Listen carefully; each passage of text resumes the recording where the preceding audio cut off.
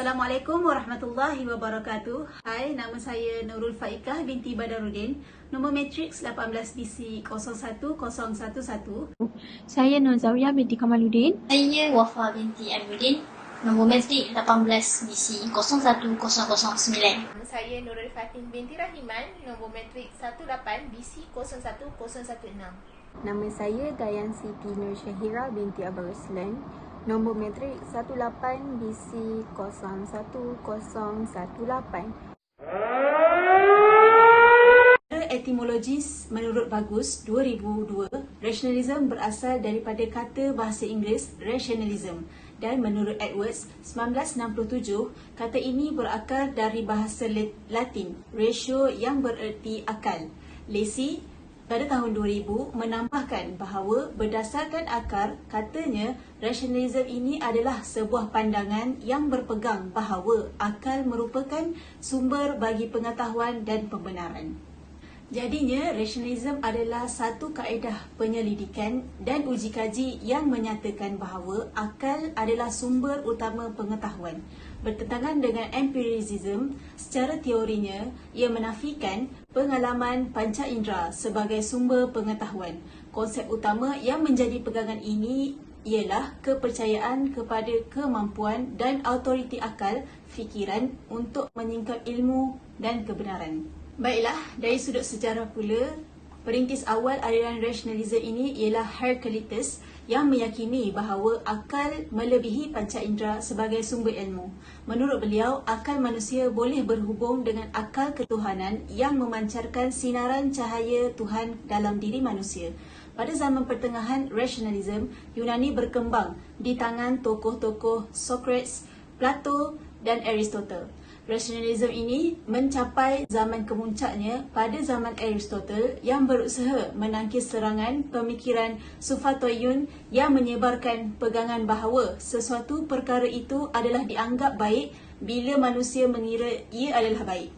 Dengan kata lain, manusia adalah kayu ukur segala perkara. Hasil daripada pengaruh tersebut, Aristotle telah memperkemaskan rationalism dengan menyusun kaedah ilmu logik dan secara sistematik dalam karyanya yang terkenal iaitu Organon. Rationalism telah menguasai tamadun Yunani sehinggalah pada zaman Hellenism. Di antara aliran moden yang berpaksi kepada rationalism ialah aliran idealism yang dipelopori oleh Baruch Spinoza dan Gottfried Leibniz. Di Barat, usaha manusia untuk memberi kemandiran kepada akal sebagaimana yang telah dirintiskan oleh para pemikir Nazim yang diteruskan sehingga abad ke-17. Abad ke-17 ini adalah era di mana munculnya pemikiran-pemikiran kefilsafatan yang diertikan sebagai rationalism dan sebagainya. Disebabkan fahaman rationalism ini, mereka beranggapan akan munculnya satu dunia yang baru, yang lebih sempurna yang akan dipimpin oleh akal manusia. Semakin lama manusia, semakin besar kepercayaan terhadap kemampuan akal, bahkan diyakini bahawa kemampuan akal dapat menyelesaikan semua masalah dan masalah dapat difahami dengan betul. Seterusnya, fahaman rationalism ini adalah fahaman di mana mengatakan bahawa akal adalah alat terpenting bagi memperolehi ilmu pengetahuan. Menurut aliran rationalism ini, cara mereka memperolehi ilmu pengetahuan dengan cara berfikir yang rasional. Okey, kita teruskan lagi dengan fungsi rasio dalam pemikiran Islam. Rationalism ini telah muncul pada masyarakat Muslim sebelum kedatangan fahaman Yunani pada masa kekuasaan Bani Umayyah.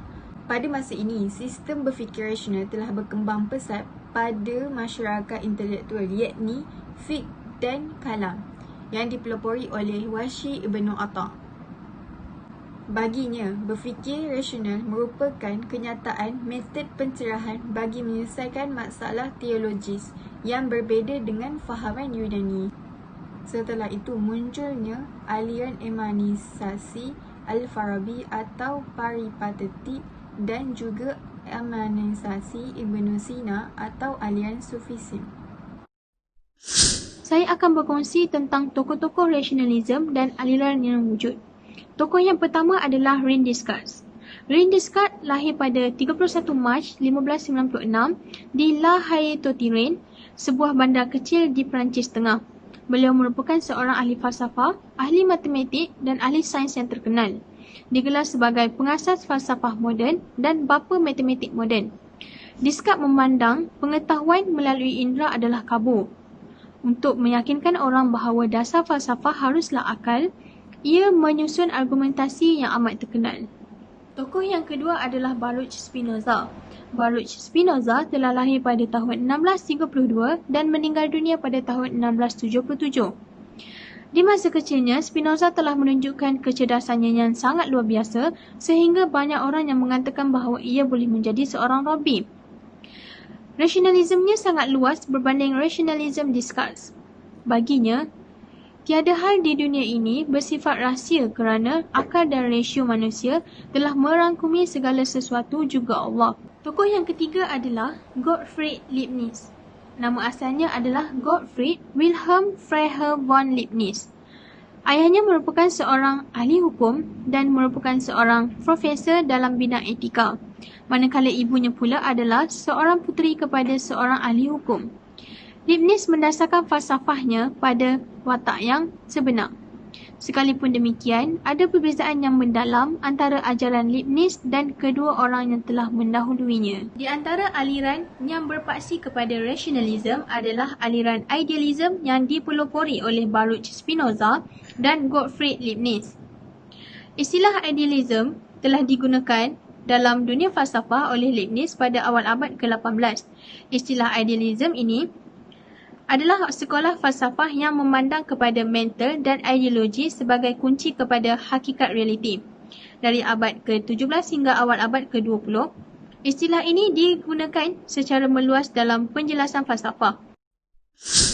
Secara umumnya, rasionalisme wujud dalam dua konteks dan bidang, iaitu bidang agama dan falsafah.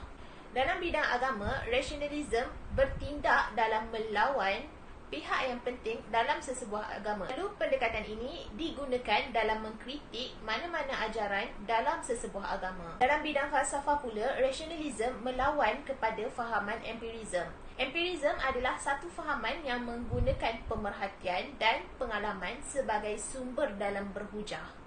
Bertentangan dengan empirisme, rasionalisme mempunyai persamaan dengan humanisme dan atheism.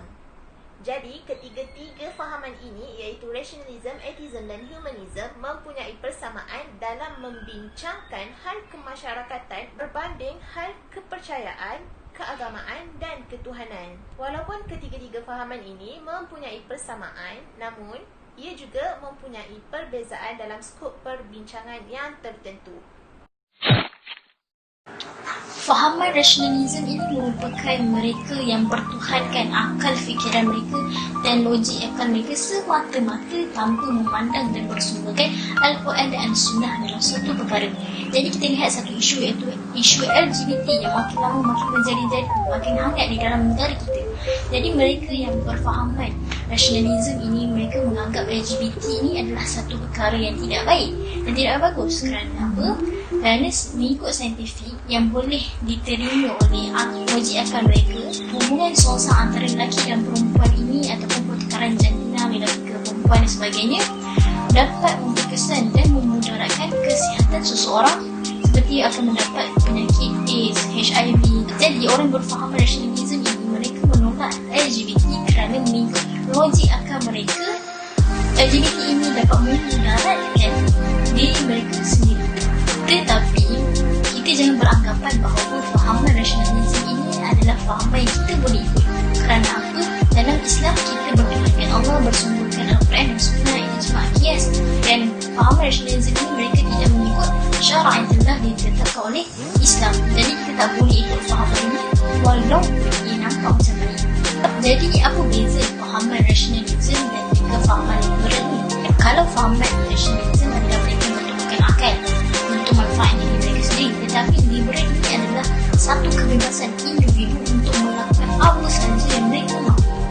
Pihak berkuasa ataupun pemerintah tidak boleh melarang mereka untuk melakukan apa yang mereka mahu. Jadi itulah liberal, mereka memiliki kebebasan suka hati mereka untuk buat apa sahaja. Jadi kedua fahaman ini sebenarnya Yang ini benda haram